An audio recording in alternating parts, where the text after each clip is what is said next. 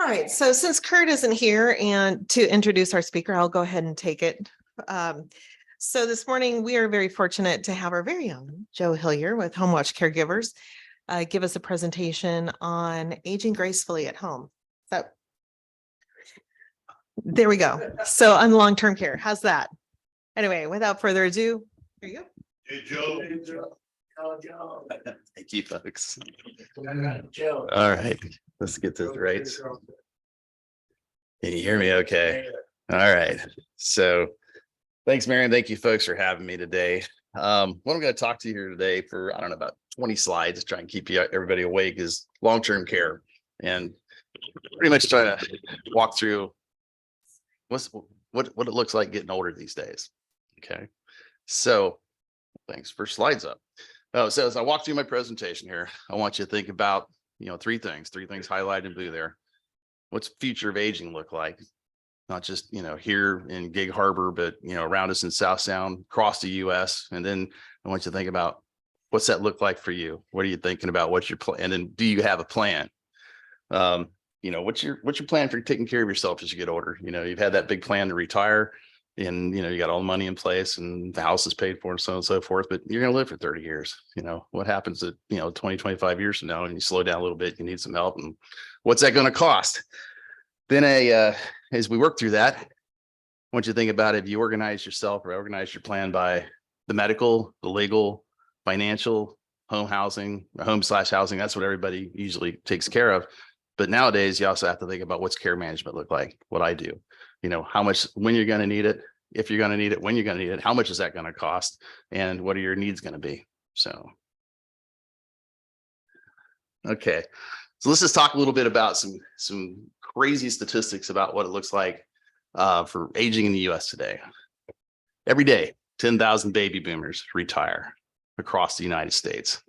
Of the people 85 and older, the folks that consume the majority of our healthcare, from 1990 to 2020, the number doubled from 3.3 million to 6.7 million. Just in the next 10 years, with all the baby boomers retiring, you're going to see that number change from 6.7 million plus 85s to somewhere around 13, 14 million. Dementia and Alzheimer's, highlighted in blue there. Third of the US population is going to be affected by Alzheimer's and dementia. So what's that mean to you? If you can not get it, you're going to deal with maybe a spouse having dementia, Alzheimer's, or somebody, one of your loved ones, one of your family dealing with Alzheimer's, and the family's planning, to take care of that person. So it's going to affect you in some way. I'll let you read through some of the other bullets there. I'm not going to read them all to you. I'm going to highlight a couple of them in blue and red, if I can keep my voice. But one dramatic bullet here. Think about this for a minute. The average US woman is going to spend more time caring for aging parents or her in-laws than raising her own children. You're going to spend more time being a caregiver than actually being a mom to your own kids over the course of your life. Why is that? Well, one of our reasons here is the shortage of caregivers driving up cost. I'll talk more about that as we go here. But we're having, dramatic shortage of caregivers, and it's probably not going to get better. And something that's doesn't help any of us is Washington State now is the second highest in the US for the cost of care for seniors. And we just, Minnesota just beat us out by a couple dollars per hour. But this is a brand new statistic from just the last couple of weeks. And it's also complicates things for us because Washington State also is the highest cost for healthcare per person in the United States. So kind of a double whammy there we have to think about as we figure out how much it's going to cost for us to get older and what our needs are and so on and so forth. And then at the bottom here, a little bit about senior living communities. Places like this, they come in 3 or 4 flavors. That about 10% of our retired population or our senior population and, are in facilities like this. The rest are at home. So it's about being a caregiver here. Are you a caregiver? Have you ever been a caregiver? I love this quote from Rosalind Carter from all the way back in like the mid 80s. Rosalind Carter told us one day that there's 4 kinds of people in the world. There's those who have been caregivers, those who currently are caregivers, those who will be caregivers, and then those who will need a caregiver. So what's the message in that? Somewhere along the way, you're going to be a caregiver. You're going to be the one needing care as you grow older. You know, most caregivers are unpaid. And there's kind of a little bit of statistic over here on the right. Big thing to take away from that, the average caregiver, unpaid caregiver, family caregiver is pretty much about the age of 50. And they're taking care of someone in their, mid to late 70s. Average 77 is actually the average off of this statistic here. So, and here's a little bit more to kind of shape our, what it looks like here to get old in our country. Who might be your caregiver? Okay, if it's a family caregiver, it's going to be someone that's a sandwich generation. It's going to be a family member trying to take care of their own family while they're trying to take care of you or our loved one. And so about 60% of our caregivers that are family caregivers are juggling, work and care, and taking care of someone. As you look to the far left there, or if you're far right, excuse me, the estimated value of caregiving related to other spending in our country now. Last year, the ARP gave us a number of 531 billion was what the cost of care for our aging population was, the cost of care for all of us. And there's some diversity stuff there in the bottom right about, what's our caregivers look like? Where are they coming from? And you're seeing this population right here our Black African-American population. Actually, you're seeing a lot of Kenyans and North and Central Africans, immigrating to the country now. And that's many of the places we go. That's a core of some of our caregiving operations. So how do you know when you need a little bit of help? When's that time come? Well, the first thing is, you get a diagnosis by a doctor, and it's going to be dementia, it's Alzheimer's, there's some form of a memory disorder, or Parkinson's, ALS, multiple sclerosis. If you got those medical diagnoses, there's, you need to come up with a plan, because you know how this is going to progress and you know what the needs are going to be over time. But also, a stroke, there's been a serious injury from a car accident or something like that, long-term illness, or you just begin to notice changes. So what are those changes? Well, you're going to need some type of help, some type of care when you begin checking off the ADLs, the activities of daily living right here, these 6. When you're going back and forth with your doctor and your doctor starts talking about, are you having trouble eating, bathing, getting dressed, using the restroom, what's your transferring of mobility, you're able to get around, and then, continence issues. When you begin to check off 1 or 2 of those, that's the time you really need to make a plan, if you haven't already, for having a caregiver or having someone to help you, or coming to an assisted living facility like they have here, for your care needs. But there's also some indicators before we get to this point in what we call the IADLs. And they're on the right, the instrumental activities of daily living. And that's just simple things like when, if you're lucky enough to have your parents with you, you go see mom and dad, and they, you notice that they're having a little bit of trouble with the phone, or you'll see that they are having some issues getting through the mail. There's a lot of open, bank statements that haven't been open. That's usually something that's very noticeable, especially during the holidays when families all get together. Or there's there's a lot of overdue notices from bills aren't getting paid, stuff like that. But, are they struggling with just doing the laundry, or a house that's never been, always looked great, now it suddenly looks unkempt, things like that. Another key indicator, as things are starting to change that have to be looked into, excuse me, is you go into the pantry, you go into the cupboards, and you've got, it's processed food, or it's food that's gets zapped in the microwave or made quickly. They're not eating healthy, good whole food anymore. So those are just some of the IADLs we know that are going to lead us to the doctor, and the doctor going through this kind of stuff and saying that, we have these issues. So you get to that point, you checked off a couple of the ADLs, and you realize that, okay, I'm going to need some help, whether now or a little bit later, but I'm going to need help. So what are my options? You kind of have 3 categories. It's going to be in-home care or home health, like I do. or it's going to be coming to a senior living community, like someplace like here, you know, where you have independent living, assisted living, and memory care all under one roof.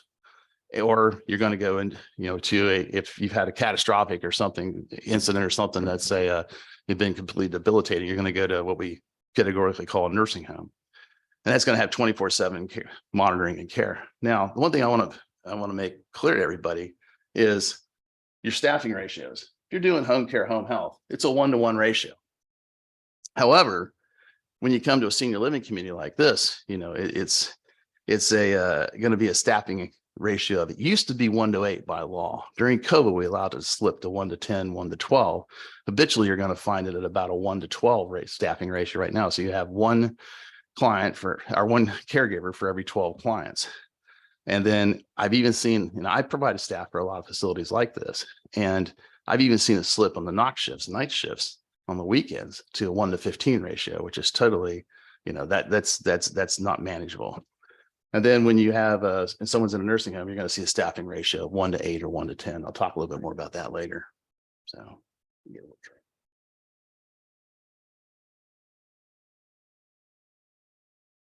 the next couple of slides here, I'm going to try and break down, you know, some of the differences between home care, home health, and senior living communities, and try and some of the lingo of what we have to deal with as we get older here.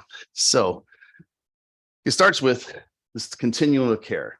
All right. So when you're in a home setting and you have home care, home health services, they're going to fall into one of three categories. There's going to be home health, there's going to be caregiving, or there's going to be hospice.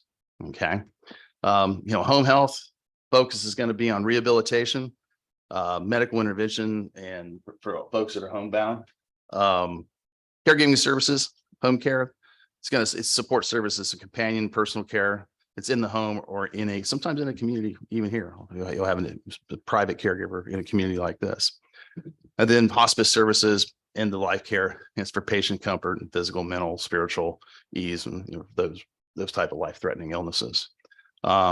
Very key to remember payer sources here. Payer source for home health, Medicare. Did I say Medicare? Yeah, it's Medicare. Sometimes Medicaid, and then your private health insurance, and then the VA. Home care is private pay, long-term care insurance, the VA, and sometimes Medicaid. And then for hospice, again, it's somewhat like home health and who pays. Medicare service pays for that service, as does Medicaid, and then private health insurance and the VA cover hospice.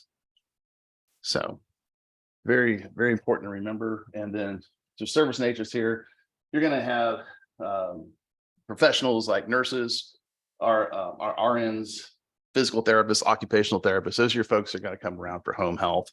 Under home care, you're going to have a CNA or a home care aide, some type of a certified licensed care employee. And then the service nature for hospice care, you're going to see RNs, you're going to see home care aides, you're going to see chaplains, you're going to see all kinds of folks that come out of that community. So it's a little bit better presentation or comparison here of home health and home care and how you get it. Home health, physician orders it. Home care, you just decide you want it, make the call. There's again, second bullet, it's how it's paid for. Always remember that home health, Medicare covers that when you come out of the hospital and so on and so forth, or when your physicians order it. Home care is in this state's never covered by Medicare. There are Medicare Advantage plans that when you go through open season with Medicare this year, you know, you might want to take a look at if you think this is something that's in your future. But Medicare in the state of Washington, there's only a couple plans that even address it, and you have to talk to those advisors that you work with for, you know, how you want your Medicare Advantage plans to look like. Home health, the length of service, the length of time someone's going to be in your home is 30 to 60 days, and visits of 30 minutes of an hour at a time. You know, home care, you know, length of service is determined by you. It can be a day, a week, a month, a year. You can turn it off at any time, and folks usually come to work with you from 2 to 24 hours at a time.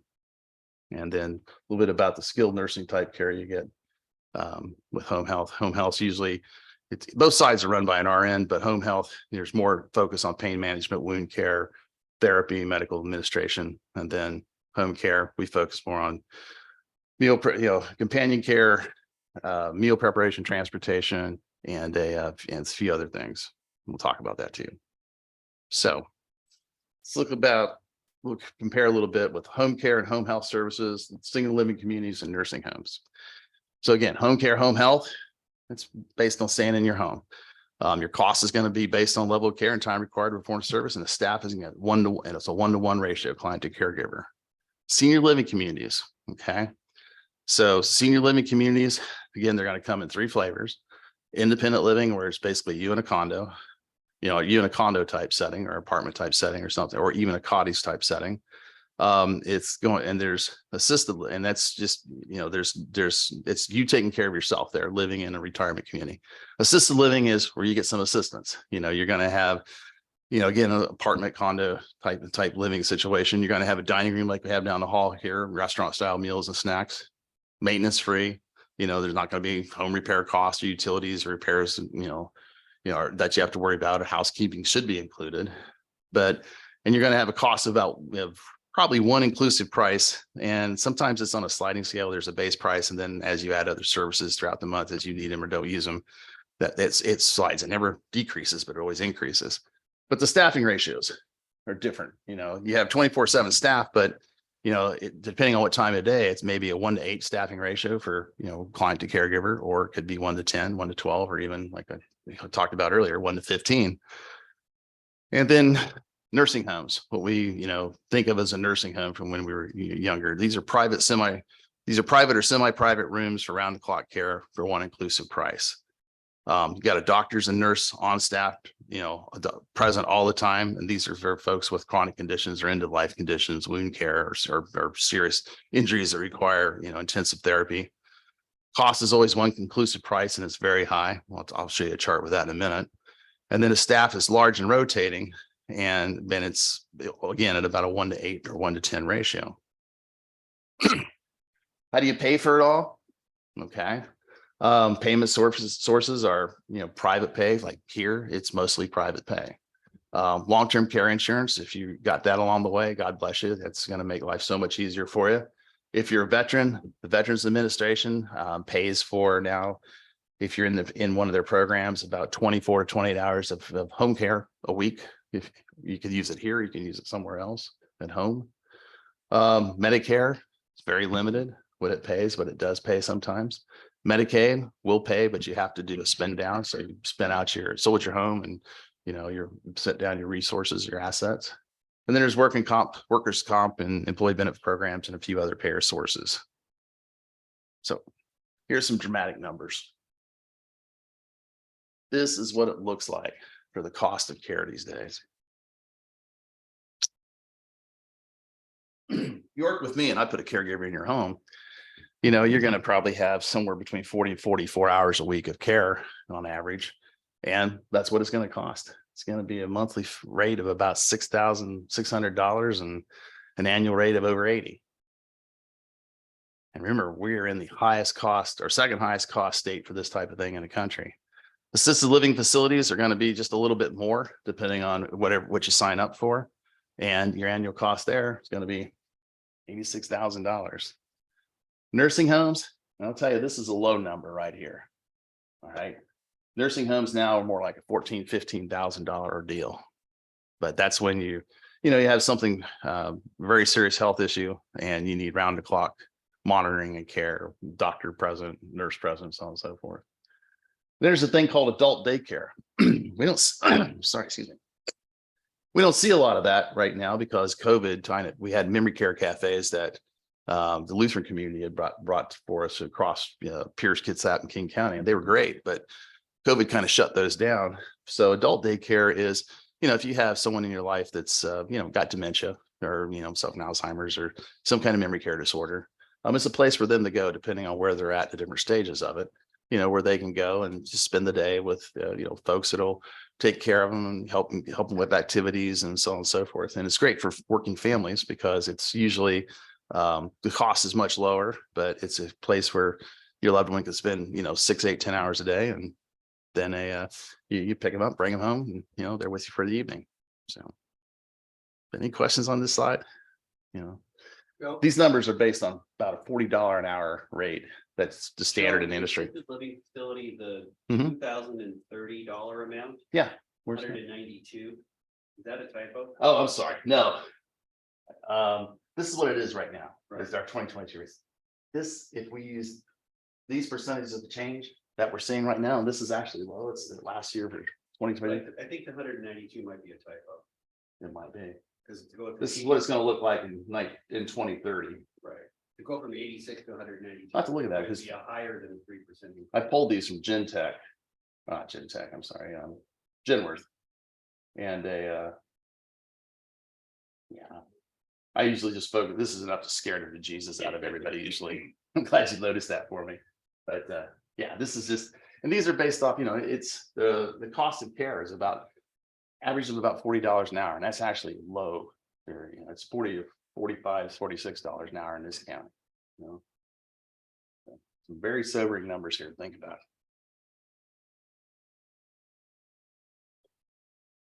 So, where do we start? What's home care? I'm going to talk a lot about home care because that's what I do, but it's also where 90% of folks that are going to require care are going to get their care. So care in the home, it's going to include one of three categories: companion care, personal care, or transportation. Our services are tailor-made to our clients. They're based on needs and wants. And the care is supervised always by a nurse who oversees the caregiver and the care plan. Care can be provided by an agency. Sometimes it's done privately. And if you ever have any questions about that, I can walk you through what that looks like. Minor medical services may be available. That means that some of our caregivers are nurse delegated, so they can do things that nurses are allowed to do with wound care if they've been trained and got the proper accreditation. And a lot of times home care begins with respite care for that family caregivers that's been busting their butt 7 days a week, 24 hours a day for months and months or years. Begins with giving them a break for a day or two, or giving them a break so they can go to the doctor, take care of things they need to take care of. And then it progresses on to something regularly scheduled as folks figure out, that they need time to themselves, and those family caregivers need a break. So home care services break down in one of these three groups. Kind of let you read through them there. So I'm not reading to you. It's, there's quality of life care and companion care. Sometimes that's just as simple as someone just sitting there watching TV or just being a friend. And I have few clients like that they don't have anybody, and our caregivers, as much they're watching over them and taking care of them as much as they're just being their friend to talk to. But comprehensive personal care, that's a little bit more complicated.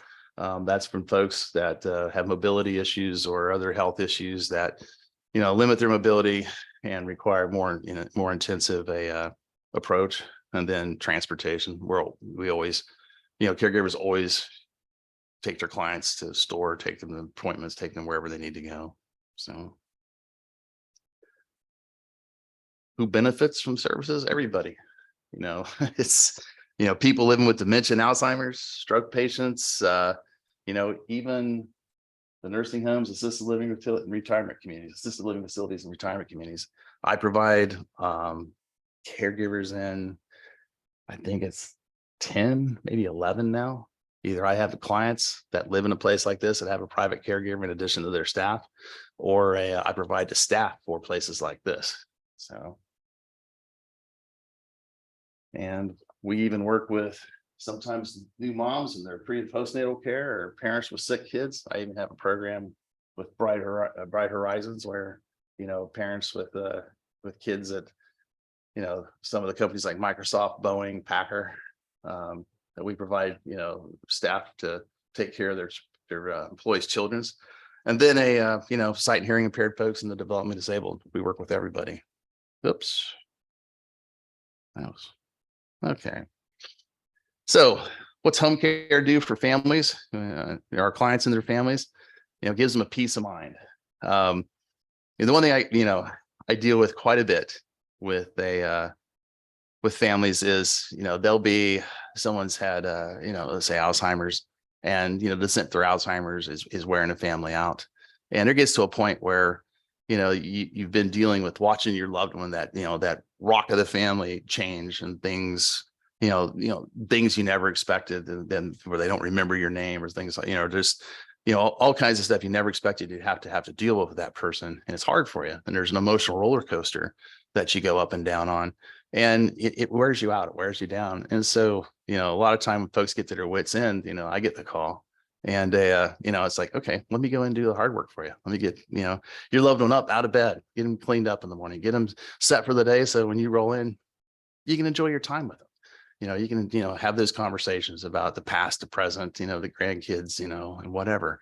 But, that's one of the best things about home care, and our home care aides, our CNAs, this being able to go in there and sit down and, make it easy for the family to enjoy their time with their loved one.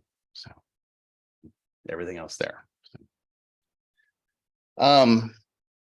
This is a big deal for me, and there's a message in this that I want everybody to get. Care management. Okay, you've got you're older, you've retired, you had this plan along the way, your financial plan, all your legal stuff's in order. You've got your medical in order, you've got your housing, where you want to live, how you want to live as you grow older, and so on and so forth.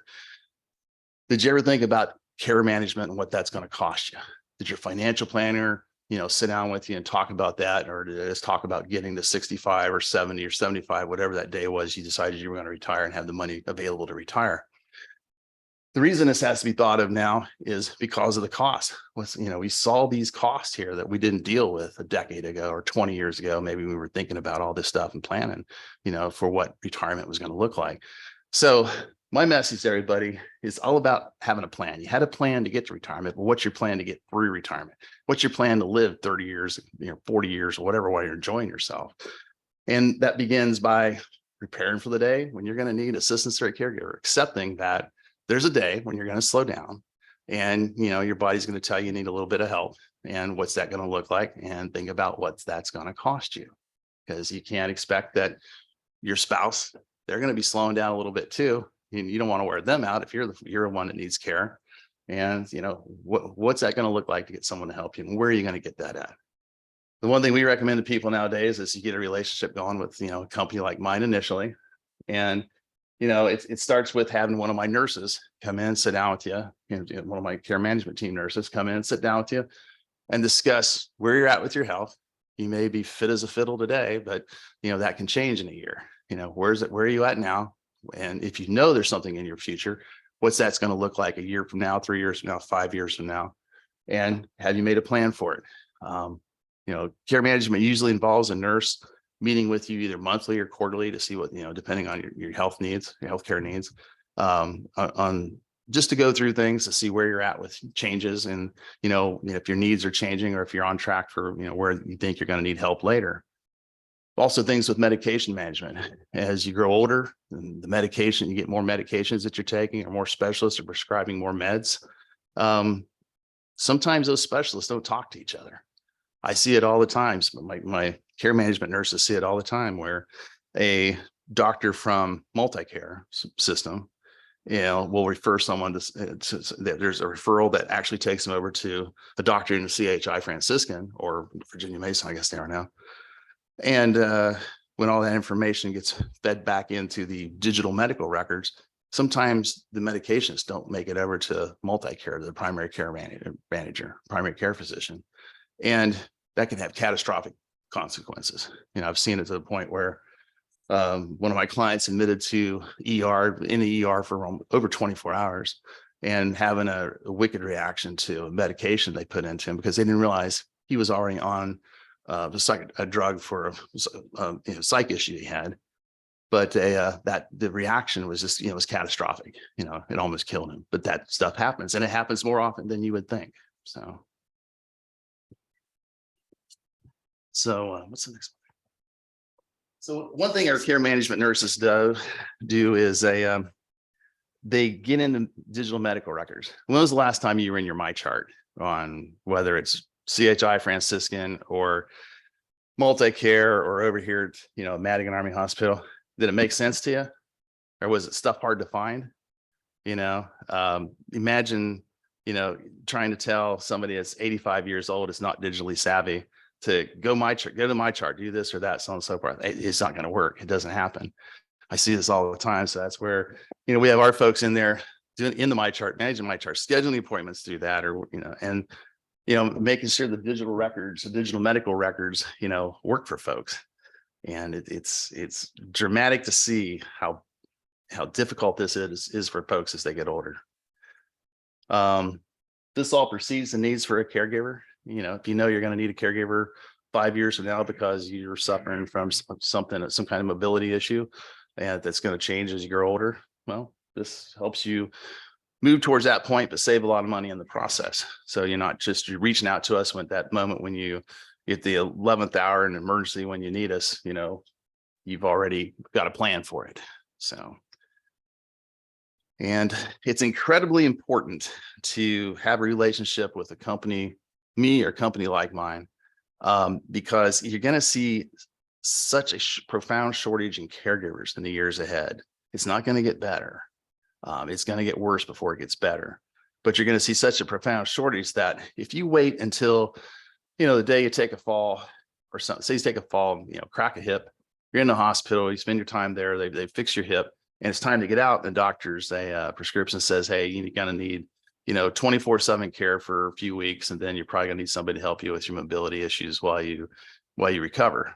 Okay, so there's a discharge planner there at the hospital, and that discharge planner is gonna she's probably got 10 people she has to deal with that day, and she realistically can probably deal with 3 to get them the right care, set up with the right group, set up the right care plan, so on and so forth to get them out of there.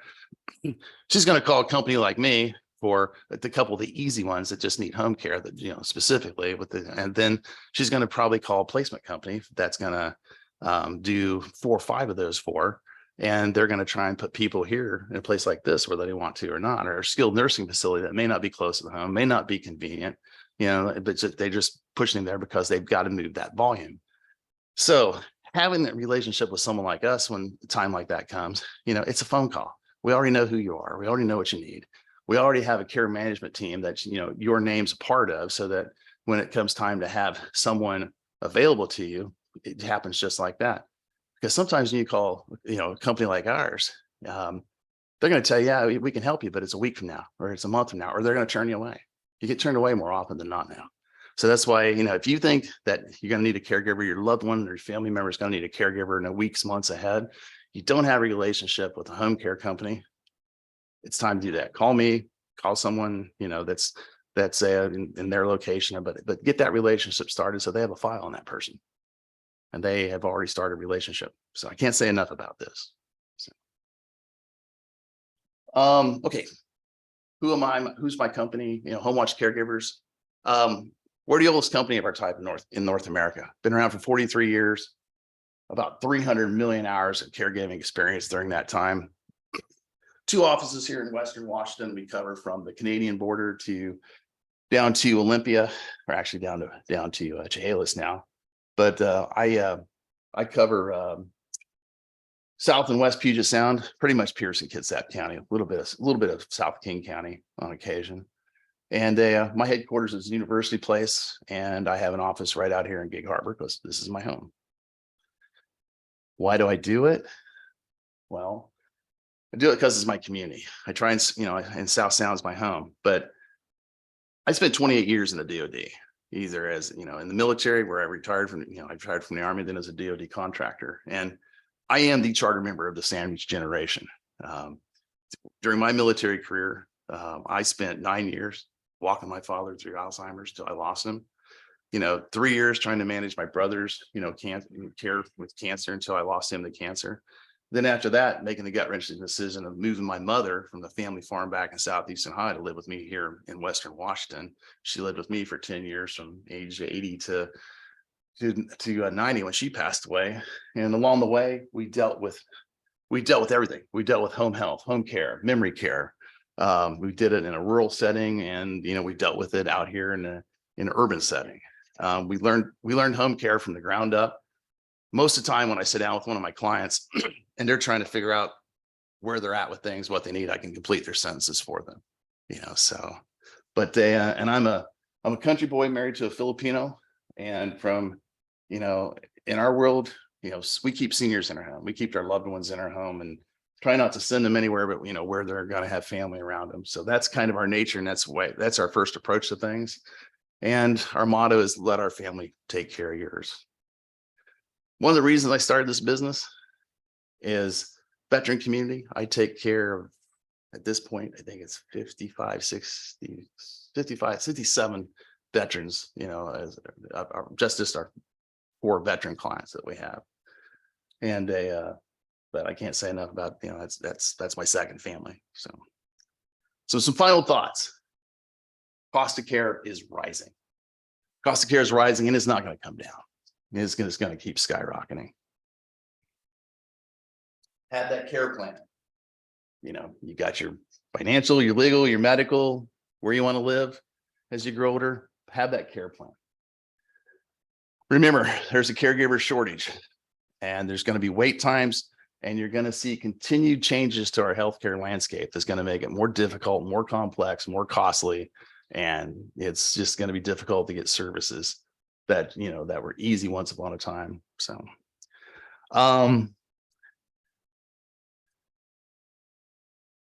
think about home care services like what we do versus senior living communities versus private caregiver.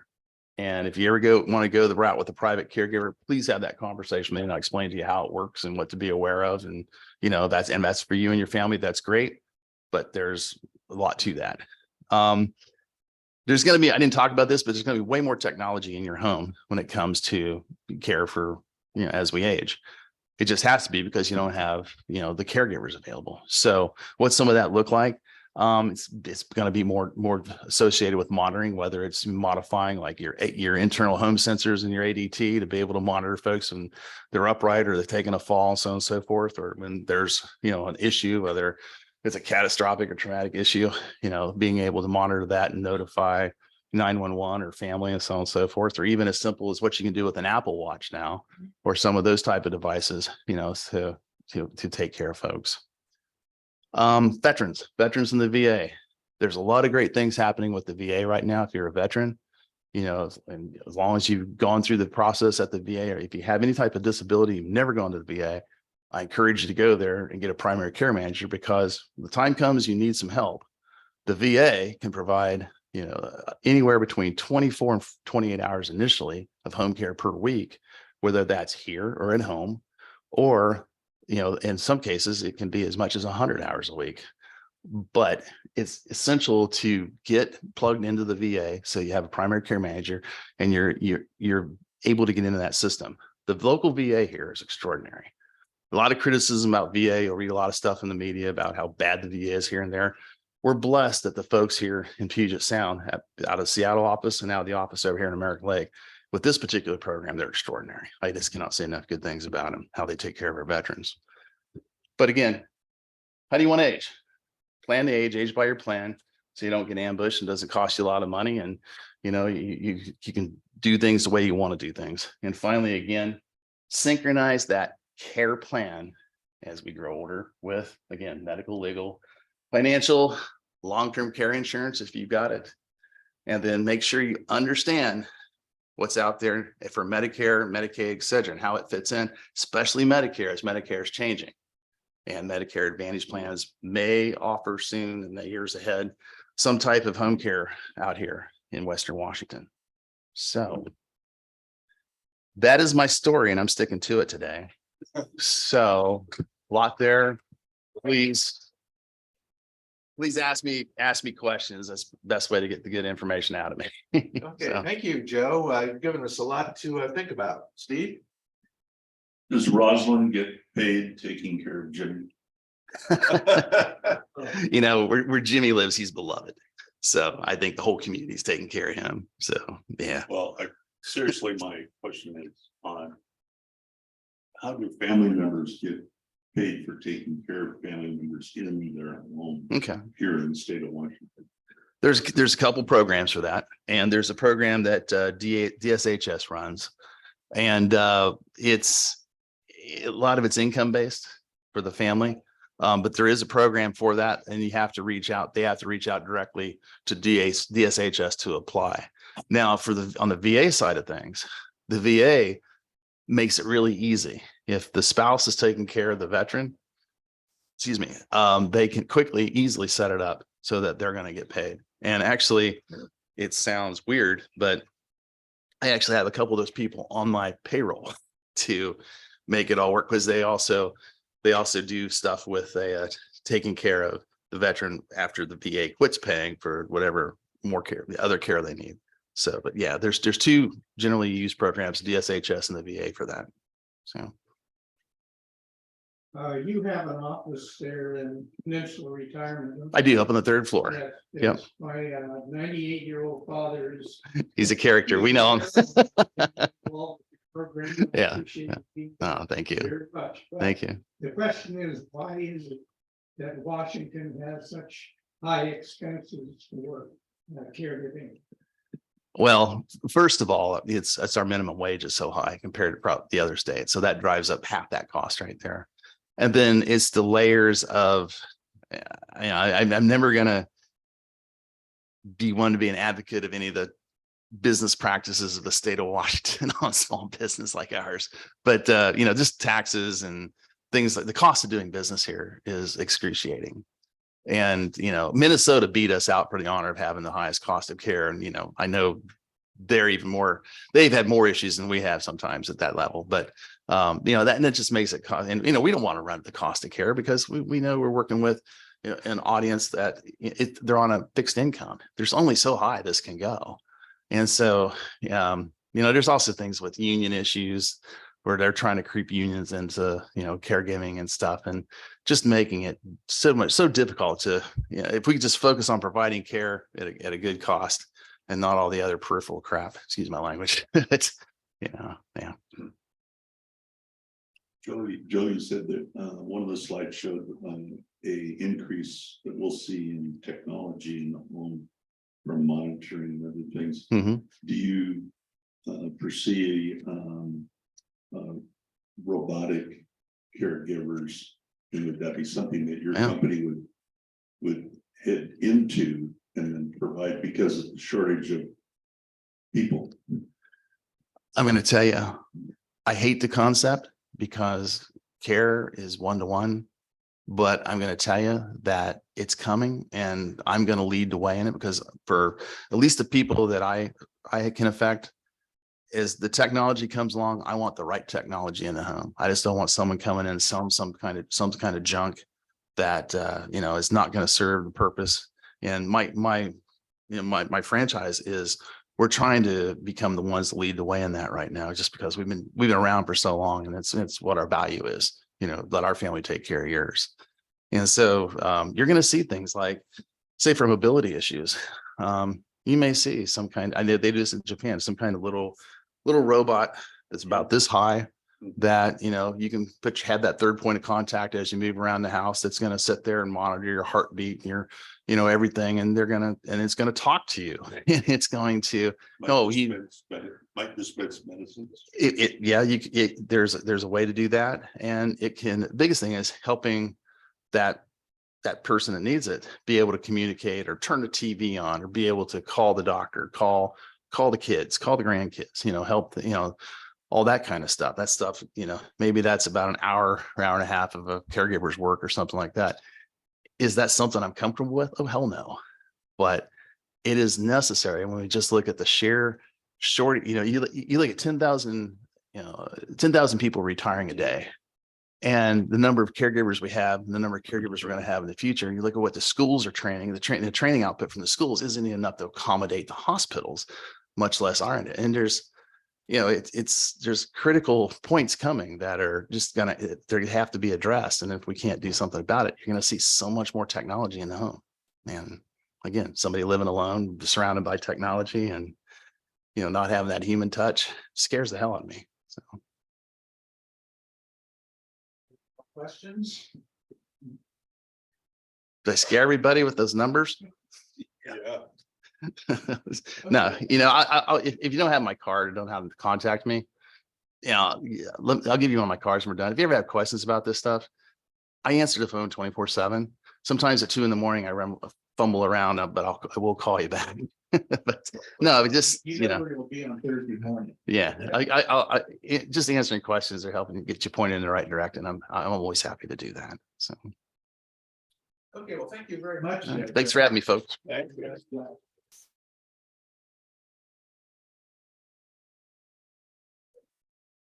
Since Kurt's not here, next week, we are going to have Pam Holt, who is the executive director of the Gig Harbor Film Festival, talking about the film festival, which is coming up on September 21st through the 24th.